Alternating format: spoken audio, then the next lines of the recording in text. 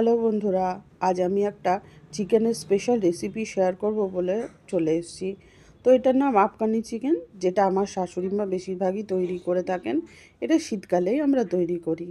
তো আজকে একটা ছোট্ট স্টোরি আপনাদের সাথে শেয়ার করব বলে চলে এসেছি, যেটা আজকেই আমি দেখেছি। সেটা আমার মনে একটা বিশাল দাগ কেটেছে, তাই আপনাদের সাথেও শেয়ার করতে চলে এলাম। কিছুদিন আগে, কিছুদিন নয়, বেশ কয়েক বছর আগেই একটা মেগা সিরিয়াল খুব ফেমাস হয়ে উঠেছিল, বাংলা মেগা সিরিয়াল, যেখানে একটা মায়ের গল্প ছিল আর একটা বাচ্চার গল্প ছিল।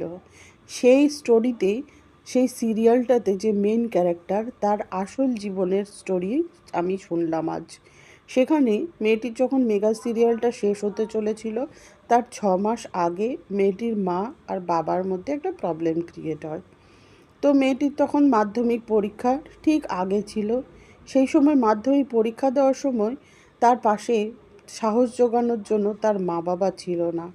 এমনকি বাড়ি ফিরলে এটা জিজ্ঞেস করবার মতো কেউ ছিল না যে হ্যাঁ রে, এক্সাম কেমন হলো। যাই হোক, মেয়েটি কিন্তু ভেঙে পড়েনি। সে প্রচণ্ড সাহসের সাথে এগিয়ে চলেছে। এমনকি সে কি করে, তখন তখন টিউশন না নিয়েই সে প্রচণ্ড কঠোর পরিশ্রম করে সে এইচএসে 92% নাম্বার পায়।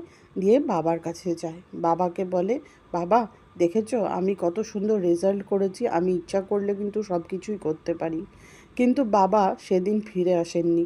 যদিও বাবা পরে ফিরে এসেছিলেন। তাদের এমনও দিন গেছে যে ইলেকট্রিকের তারা বিল দিতে পারতো না বলে তাদের ইলেকট্রিক কানেকশন কেটে দেওয়া হয়েছিল।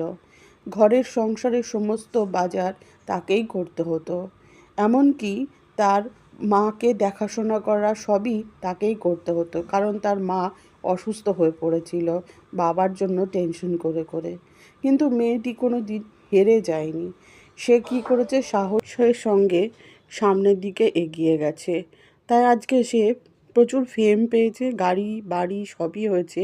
এমনকি তার মা বাবাকেও আজ সে পাশে পেয়েছে। তাই বন্ধুরা, জীবনে যদি দুঃখ আসে তাহলে পরে ভয় পাবেন না। সেই দুঃখটাকে একটু ধৈর্য ধরে কাটিয়ে দেবেন, দেখবেন জীবনটা অনেক সহজ হয়ে উঠেছে।